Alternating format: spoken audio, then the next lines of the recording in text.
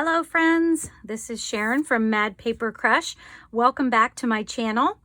Today I'm going to be doing a flip through of this bird journal.